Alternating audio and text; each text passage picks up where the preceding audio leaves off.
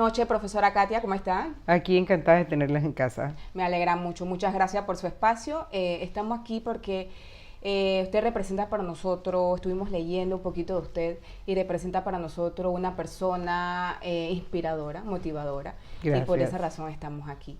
Queremos saber cómo llegó hasta acá, sus logros, sus metas, sus dificultades también, porque también es importante saberlo.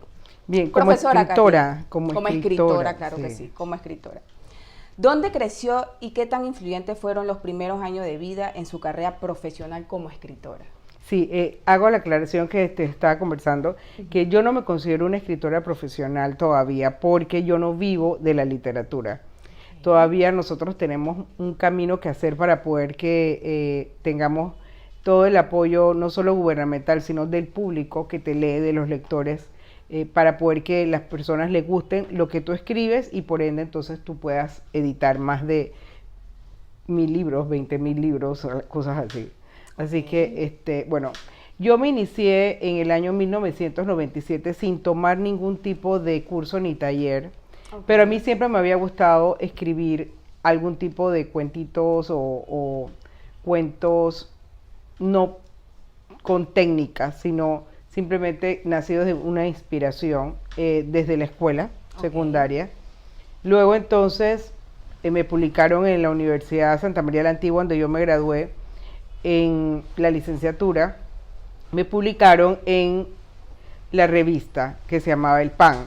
Interesante. Entonces ahí tengo algunos pequeños artículos publicados. Luego en 1997, no te puedo contar la larga historia porque el espacio es corto, sentí el deseo de escribir algunos cuentos que en mi infancia yo le escuchaba a mi madre.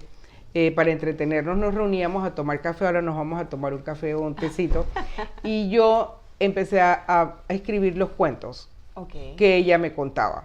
Entonces, una amiga me dice, si vas a escribir cuentos, públicalos y luego en grande. Entonces yo en esos momentos no tenía los recursos como para poder tener una excelente portada, así que yo dibujé mi propia portada y es un pedacito de tierra del pueblo de mi mamá. Y entonces apareció Cruz Alta, Cruz Baja, que es mi primer libro de cuentos en 1997 y lo presenté en el Museo de Arte Contemporáneo gracias a la contribución de cualquier cantidad de amigos que me ayudaron para que pudiese lograr esa idea. Así que, ¿cómo lo hice? Bueno, tocando puertas, diciéndole a todo el mundo que yo quería sacar mi primer libro de cuentos y prácticamente me donaron todo lo que fue la presentación en el museo y tuve hasta brindis. Luego entonces, en el año siguiente o 2 años después, el profesor Enrique Jaramillo se me acercó y me invitó a un taller de cuentos, ya más formal.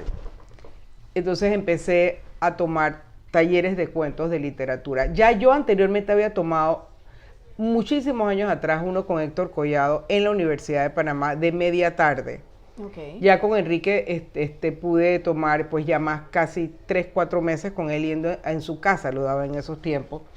Y me consideró parte de los cuentos que hicimos en el taller para mi primera antología que se llama Hasta el Sol de Mañana. Y estoy allí con una serie de cuentistas profesionales algunos, en este libro, Hasta el Sol de Mañana. También me incluyó en 2 o 3 más, Crema y Nata y otras antologías, y en Maga también aparecieron mis cuentos.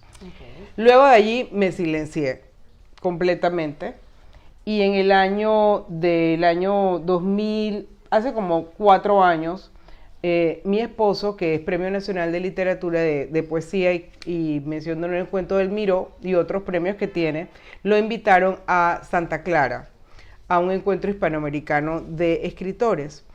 Y cuando se enteraron que yo también escribía cuentos, le dijeron, bueno, dígale a su esposa que traiga, yo nada más tenía un libro, que era ¿no? Este libro. Entonces Moisés me dice, no, si vamos para Santa Clara vamos a relanzar Cruz Alta, Cruz Baja. Y entonces sacamos este libro nuevamente, ya en su segunda edición, un formato totalmente diferente y ya tuvimos tiempo pues de hacerle una mejor portada. Y de hecho, entonces Moisés todavía lo arregló mucho mejor y fuimos hasta Pocrí porque la mayoría de estos cuentos están inspirados en el pueblo de mi mamá. Y entonces sacamos fotos. Y en el libro hay pequeñas fotografías de algunas de las que recrean los cuentos en Agua Dulce y en Pocri de Agua Dulce. Y el libro fue relanzado en Cuba. A mí me dio tanta pena cuando yo fui al encuentro y me di cuenta que habían estudiantes que tenían no un libro, sino 3, 4, 5 libros. Y yo en 20 años, por no tener la disciplina, yo solamente tenía uno. Así que al año siguiente, nuevamente me invitaron porque ya tenía un segundo libro.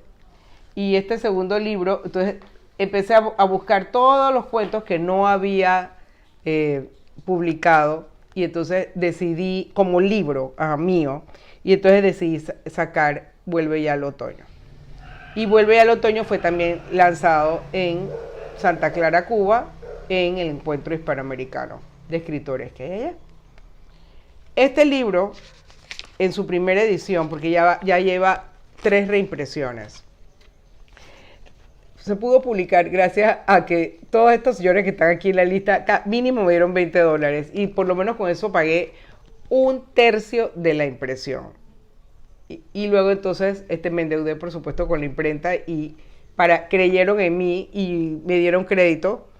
Y luego entonces en la Feria del Libro, donde se presentó antes de ir a Santa Clara, la feria fue en agosto, pude vender los libros, pagarle a la imprenta y alcanzó hasta para ir al viaje a Cuba. Así que fue un éxito total. Prácticamente la edición se agotó totalmente. Vendí más de 800 libros. Wow. Y luego nuevamente imprimí. Y esos son los que tengo por allí que estoy vendiendo de feria en feria, o esperando que alguna escuela me quiera comprar los libros, etc. Así que no me ha ido mal vendiendo. He vendido más de 500 ejemplares en ambos cuentos. O sea que tengo 500 personas que les gusta como yo leo. Ahora bien, me encantaría es ya pasar a profesional. O sea, claro, ya cuando estás vendiendo muchos más de me imagino 2.000, 3.000 libros, ¿no? Pero eso es poco a poco. Ok, profesora. Así que estos son mis libros. Luego, el año pasado, en vista del éxito que había tenido con Vuelve ya al otoño, en español, decidí publicarlo en Amazon, donde estoy. Y entonces se me ocurrió hacer una versión juvenil de mi libro de cuentos, de Vuelve ya al otoño, y lo mandé a hice una traducción al inglés. De los 2 cuentos que yo considero que son mis cuentos juveniles, el resto de los cuentos ya son más pesados como para adultos. Y se llama Two Tales of Autumn is Coming Back, en español y en inglés, o sea, la versión inglés, la versión en español, que es la que yo considero que es mi versión juvenil. Juvenil, ok. Para tener la proyección juvenil. Y luego entonces, para terminar, como les dije, yo nunca había publicado un cuento infantil. Y como soy miembro de la Academia de Literatura Juvenil, Infantil y Juvenil de Panamá, entonces sacamos para los 500 años de fundación de la ciudad de Panamá esta antología. Bueno, y continuamos más con la señora Katia Malo, la escritora. La siguiente pregunta es, ¿cuál es su mensaje final para incentivar a la juventud a cumplir sus metas y sueños, pero sobre todo enfocado a la literatura?